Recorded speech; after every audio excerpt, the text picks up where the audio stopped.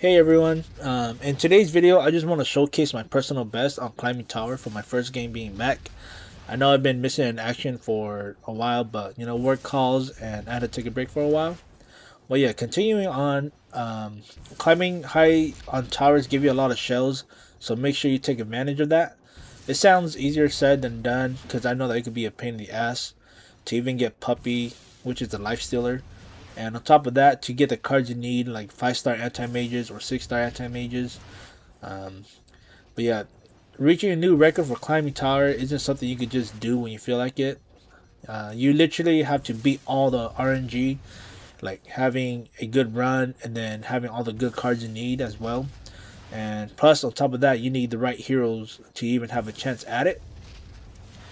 But because of that, for me personally, whenever I go into a game, I slowly work on all the cards I need, like anti-mage, and then I pray that I get puppy, the life stealer, as for the hero, or vice versa. If I get puppy early, then I'll aim for anti-mages and wind ranger, anything that would benefit me in climbing towers.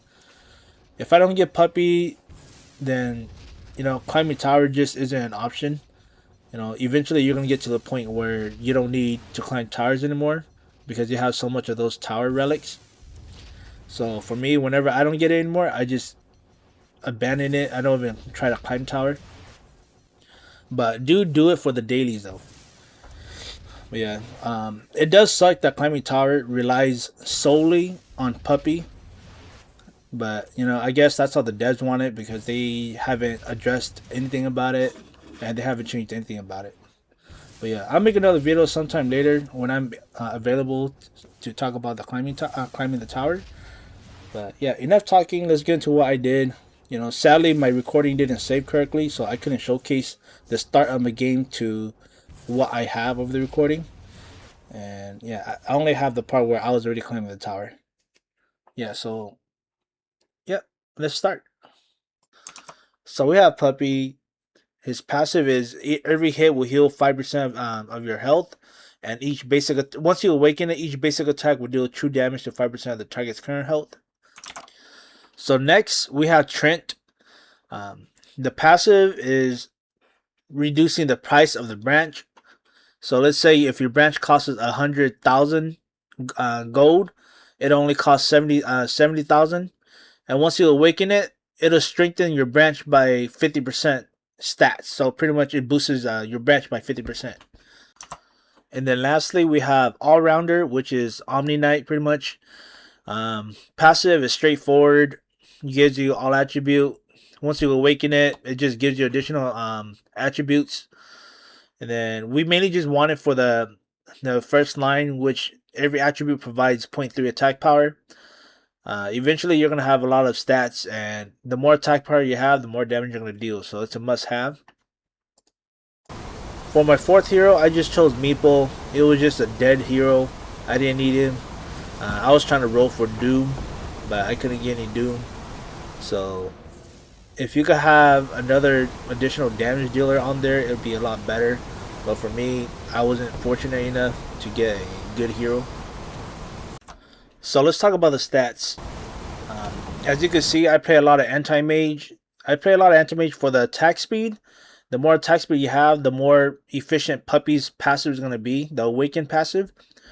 And I took Omni Knight because I have a lot of stats to give me higher attack damage. The more attack damage you have, the more damage you do. I have a good amount of crit chance, so that'll boost up my damage by a lot. And you just mainly want as much attack speed as you can, stack it up as much as you can, and just get a little bit of crit chance and crit damage in, which is why I have Phantom Assassin. If you don't have too much crit chance, Phantom Assassin's skill does give you 100% crit chance once you use it, but only lasts for 5 seconds. So I mainly use it once it hits about 6 seconds left. That's when I use the skill. So let's start. If you're a beginner, then you would have to reach at least stage 301 or higher to even attempt to climb towers. Once you beat a stage, it'll be shown on the top right of the corner of the rewards window. The higher the stage you do, the higher the upper limit that you can climb, because the limit you could climb increases as the stage you play is higher. If you're mid-game, then I'm sure you already know what to do, and you might be stuck at level 86 on climbing the tower. Everyone hits a dead end there, and they have a difficulty passing it. To pass it, you need a lot more stats. It'll just come with time. Just keep getting more gacha tickets to get more collections and get lucky to pull the collections you need. And especially in Dragon mains, those collections are pretty good. They give you a lot of stats, and you know, the more collection you have, the more stats you have, and the more damage you do. That's how I passed level 86 in the tower. Do keep devouring cards that will benefit you on climbing towers if you could get hold of a lot of noobs. If you're already in game, then you probably don't even need to listen to this video, because you probably know more than me. But if you do need pointers, one very important collection you need is to save up for the Phantom Axe. It could be found in the collections. It's one of the red collections. What it does is it gives a clone that will have the same attack capability as you. It will have the same attack speed, the same basic damage you do, and it'll also gain the Puppy Awaken skill that deals 5% of the current HP to the enemy that you're hitting. So it's pretty much an exact copy of you, as you can see in the video. Without it, you probably won't get far. The thing about Phantom Axe is it'll never go into rotation in the event shop, so make sure you save your red glues to have it. Yeah, but if you did use your red glues already, stop using it and start saving them, because that's the only way to unlock Phantom Axe, and that is the only way at this moment to upgrade it. It's the only way to climb higher if you want to climb higher. But yeah, so that's all I had to say for this video. Feel free to continue watching if you want to see what I did, or just skip it entirely if you want. It'll just be there for those who want to watch.